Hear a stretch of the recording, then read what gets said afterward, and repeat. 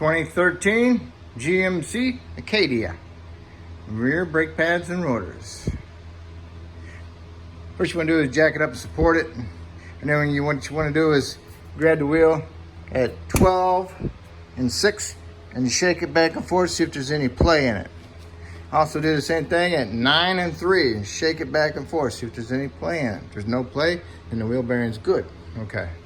So now, then you didn't do is lower it back down on the ground, break your lug nuts loose if you don't have an impact.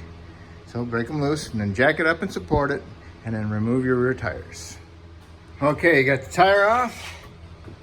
Now I need to do is remove the disc, the rotor retaining screw right here. That's a T30. You use an impact driver to remove that. Once you hit with a hammer, break it loose, and then take that out. And then the next thing to do, we're gonna remove the bolts for the caliper.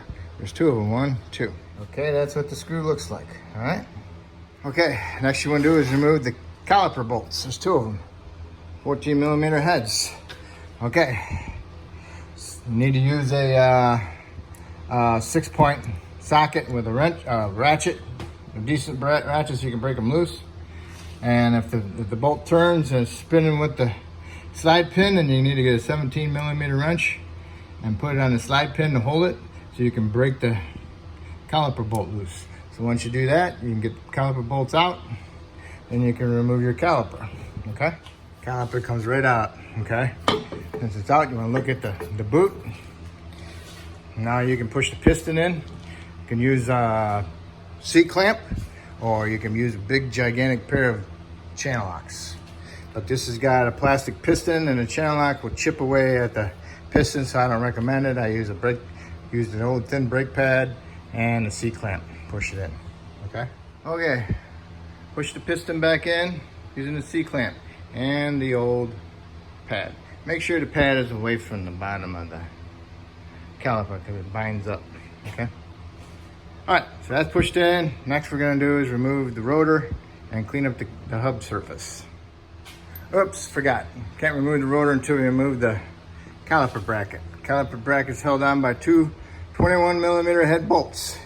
You need a breaker bar, break them loose, and then you can use a ratchet wrench 21 millimeter to run them out, okay? So, we got that off. Next thing we need to do is we'll clean the bracket, okay? So we'll take the pads out and the abundant clips to get them out. Okay, got the pads off and the clips, the abundant clips out, you know, the hardware. So you see that rust, you gotta remove that rust. I'll get in there with an angled disc. I'll get in there sideways with it and clean it up. Try not to move a lot of metal, I just wanna shine her up, okay?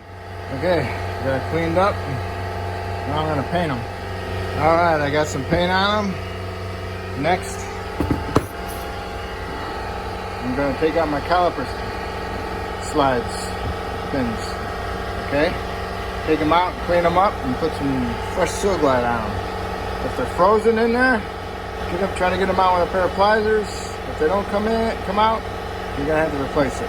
And then you're just wasting your time cleaning it. So make sure they're free before you clean it, okay? Get the seal glide on them.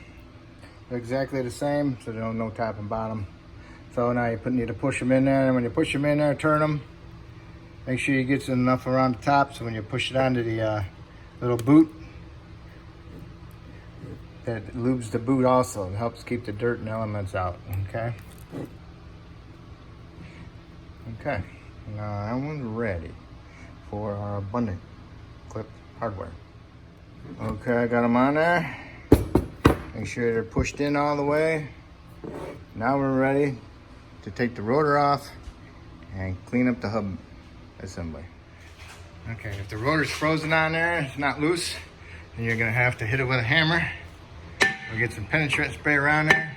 See, coming loose. So I'm replacing the rotor so I can hit it on the surface. All right, if you're not gonna replace it, then don't hit it on there. Okay. I'll get it off. All you want to do is move it back and forth because there's shoes in there. Get a screwdriver in there and wiggle it back and forth. Okay, like this. Screwdriver inside here. You can wiggle it back and forth. Hit this side with a hammer, pull this side out with your screwdriver. Do it back and forth. Okay. Make sure you save the little rubber plug for your adjuster on your rotor. Okay, so you can put that on a new one. All right, looks pretty clean. Just hit it with a wire brush, clean it up, put another fine, thin coat of anti-seize on it, and then we'll put our rotor on, put our retainer screw on, and then our caliper bracket.